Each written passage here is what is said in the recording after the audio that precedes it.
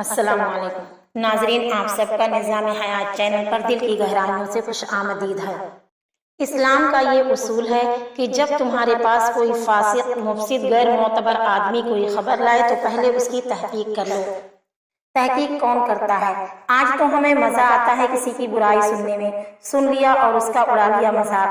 اگر کسی کا کسی سے کوئی اختلاف ہے تو اسے اپنے دشمن کے خلاف ہر خبر سننے میں اور مزہ آتا ہے، اور اس کے خلاف ہر خبر پر بلا تحقیق بلا تصدیق آمنا و صدقنا کہتا ہے۔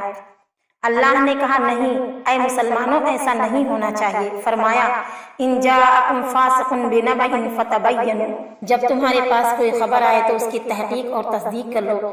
آگے فرمایا ان تصیبوا قوما بجہالہ، کہیں ایسا نہ ہو کہ تم جھوٹی خبر پر ریئیکشن کر دو، کوئی عمل کر دو۔ اور آگے فرمایا فتصبحوا علی ما فعلتم نادمین، اور بعد میں تمہیں اپنے کیے پر پچھتانا پڑے۔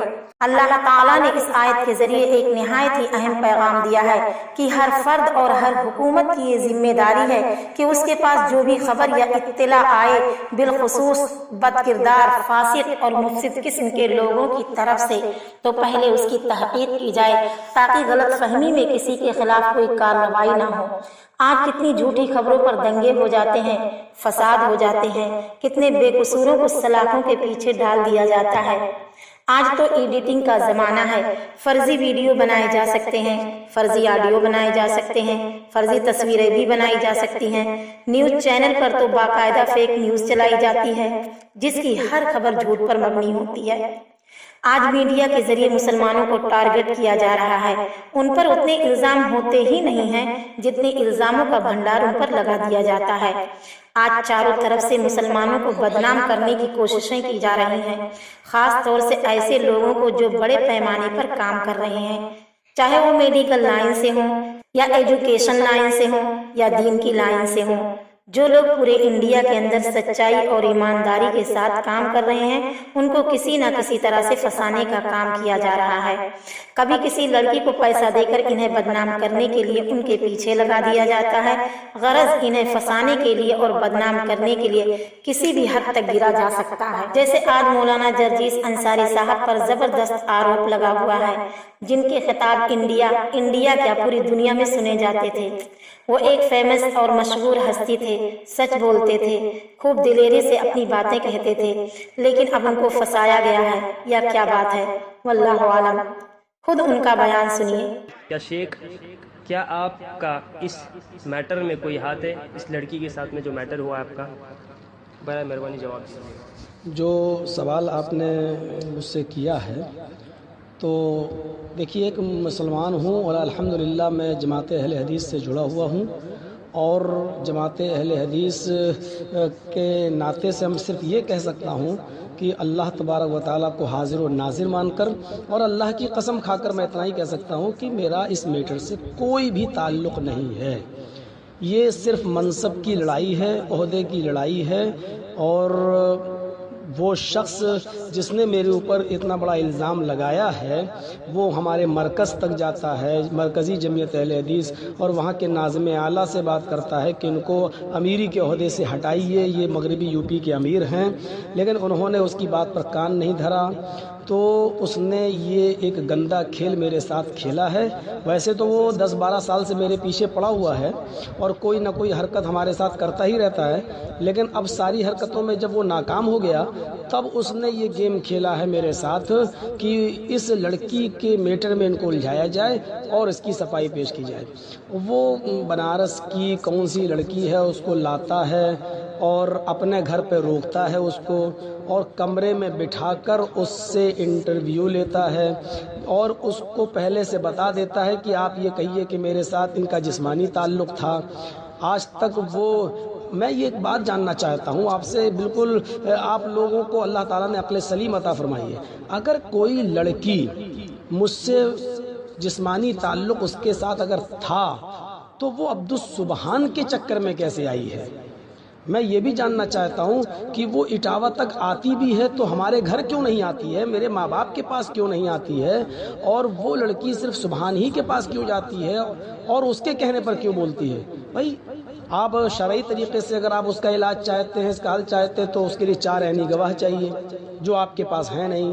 عدالتی طور پر بھی اگر آپ چاہتے ہیں کہ یہ معاملہ ہو تو اس لڑکی کے لیے انصاف کا پورا حق ہے، اس کو چاہیے کہ وہ جس جگہ اگر ہم نے اس کے ساتھ کوئی تعلق قائم کیا ہے تو وہاں کے تھانے میں جائے، میرے خلاف FIR کرے اور ہم سے جو ہے اس کو انصاف مانگنا چاہیے کورٹ سے۔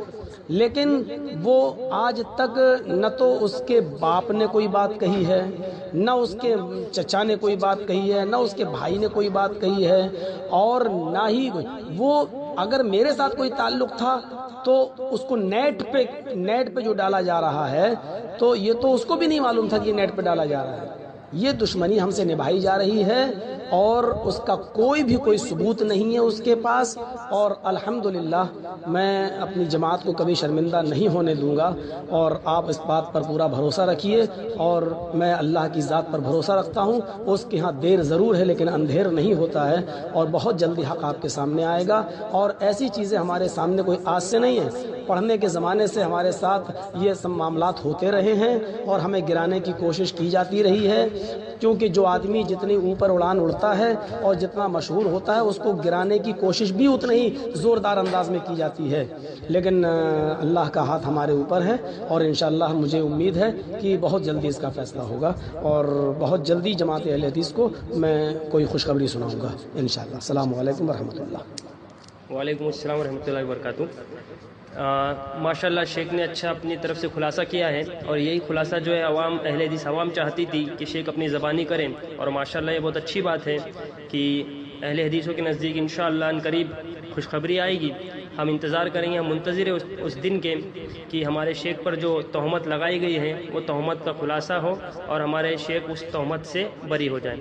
شیخ میرا آخری سوال ہے آپ سے کہ یہ جو اسکین پیج بھیجتے ہیں کہ بنارس سلفیہ سے آپ کو نکالا گیا ہے اور آپ کو 1994 کا، تو وہ اسکین پیج بہت روٹیٹ ہوتا ہے اور کہتے ہیں کہ لوگ بھائی دیکھو ان کو مدرسے سے نکالا گیا ہے، اور اس میں الفاظ بھی ایسے کہ بھائی یہ جرجیز جو ہے یہ آوارہ بچلن، ایسے الفاظ سے انہوں نے خطاب کیا ہے اور کہا ہے کہ یہ بھاگا ہوا ہے مدرسے سے۔